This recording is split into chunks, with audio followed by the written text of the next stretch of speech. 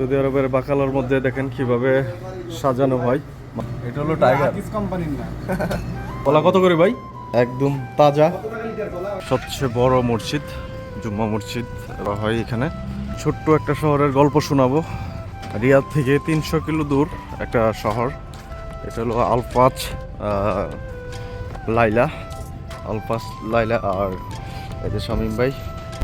আসসালামু আলাইকুম everyone, welcome সবাইকে নতুন আরেকটি ভিডিওতে। সো আজকে আমরা আলফাজ চলে আসছি, ছোট্ট একটা শহরে, গ্রাম সাইড। এটা রিয়াদ থেকে 300 কিলো দূর আলফাজ লাইলা। এখানে আসলাম এবং এখন আমরা নামাজ পড়লাম, জুমার নামাজ। শামীম ভাই আমাদের সাথে আছে, পিছনে আছে আরিফ ভাই অ্যান্ড আলামিন ভাই।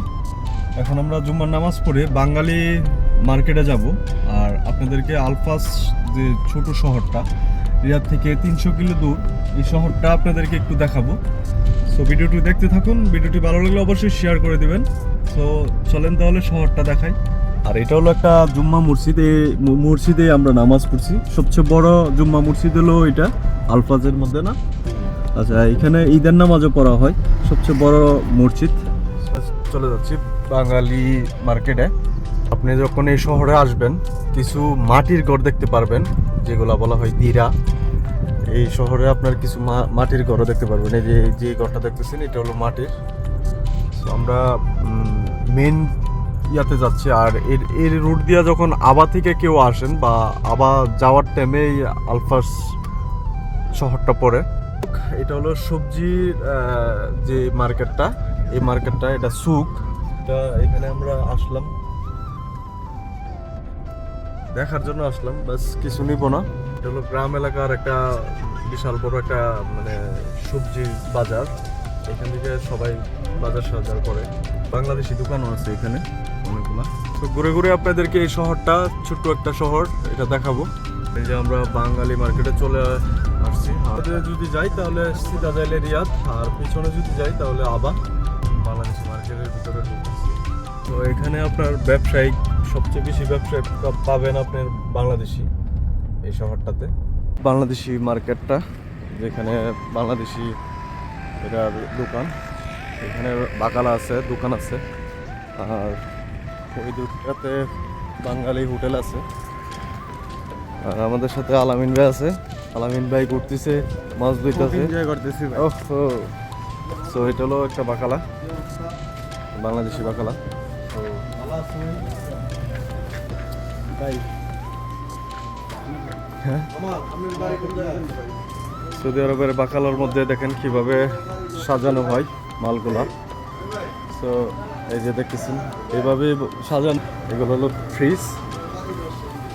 এই যে বাকালাটার ভিতরে এখানে আলাদাভাবে সবজি বেচা কিনা হয়। আর শামীম ভাই বলতেছে কলা নেওয়ার জন্য। কলা কত করে ভাই? কলা জানি না, দেখতে গো। আচ্ছা, এই যে একদম তাজা। কত লিটার কলা? আচ্ছা, টমেটো আছে, ডালি, ভেন্ডি এসব আছে এই বাকালাতে, তরমুজও আছে, তো পেঁয়াজ সবকিছু আছে এই বাকালার মধ্যে। আর এখানে শাকসবজি আছে, ঘুরে রাখছে লাল শাক। এই আলফাজ শহরে আপনার ব্যবসায়িক যত ব্যবসায়িক আছে সবই বেশিরভাগই আপনার বাংলাদেশি। ছোট্ট একটা শহর, এই শহরে আপনি 20 মিনিটের ভিতরে ঘুরে ফেলতে পারবেন, বেশিক্ষণ লাগবে না। গাড়ি দিয়ে ঘুরলে 20 মিনিটের ভিতরে এই শহরটা ঘুরে কমপ্লিট করে ফেলতে পারবেন। কিন্তু শহরের পরিবেশ অনেকটাই সুন্দর। আর এখানে এসে মানে একটা গ্রাম একটা ফিল পেতেছি, অনেক ভালো লাগতেছে। শামীম ভাই খালি এই বাকালের ভিতরে ঘুরতেছে। ঠান্ডা ঠান্ডা ঠান্ডা কি খাবেন? কি ঠান্ডা খাবেন আপনি? স্পিড আছে বাংলাদেশি।